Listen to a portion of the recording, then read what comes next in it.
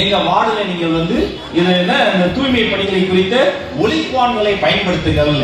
ஆமா, ஒலிப்பான் இதெல்லாம் கேட்கிற மக்கள் திமுகவை ஒலிப்பான், பாசிச ஆட்சி ஒலிப்பான், அராஜகத்தை ஒலிப்பான், அதர்மத்தை ஒலிப்பாட்டாங்க. சிவகங்கைன்னு ஒரு ஊர்ல திமுக கவுன்சிலர் ஒருத்தர் காலையில தூய்மை தேவதைகள் வருவாங்க பாருங்க, அந்த தூய்மை பணியாளர்களை நிறுத்தி வகுப்பு எடுத்திருக்காரு.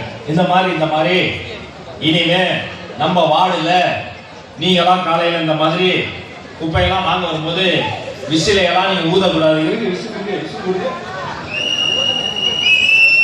அவர் கவுன்சிலர், ஆளுங்கட்சி கவுன்சிலர், சாதாரண பாமர தூய்மை தேவதைகள். மன்னிச்சுக்கங்கண்ணா, டாக்டர் இல்லாம கூட நாங்க வாழ்ந்துருவோம். கொரோனா அப்ப வெளியே வரல, ஆனா கொரோனா காலத்துல கூட வேலை பார்த்துக்கிட்டே இருந்தது தூய்மை தேவதைகள், துப்புரவு தொழிலாளர்கள் இல்லைன்னா வாழவே முடியாது.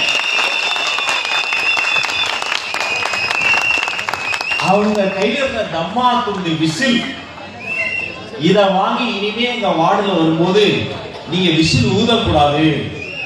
எங்க வார்டுல நீங்க இது என்ன இந்த தூய்மை பணிகளை குறித்த ஒலிப்பான்களை பயன்படுத்துங்கள்.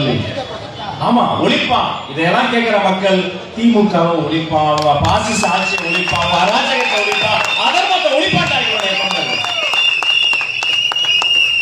ஐபிஎல் கிரவுண்ட்ல விசில் ஊதக்கூடாது, தூய்மை தேவதைகள் விசில் ஊதக்கூடாது.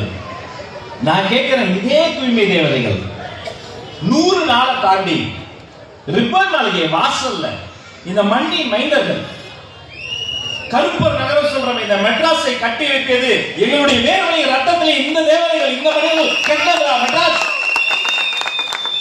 ரிப்பன் மாளிகை வாசல்ல போராடுறாங்க. என்ன வேணும்னு கேட்டா எங்களுக்கு பணி பாதுகாப்பு வேணும்னு போராடுறாங்க. மினிஸ்டர் என்ன பண்ணாரு, போராடினவங்களுக்கு பணி பாதுகாப்பு தருவான்னு பார்த்தா ரிப்பன் பில்டிங்க்கு பாதுகாப்பு கொடுத்துட்டு இருக்காரு.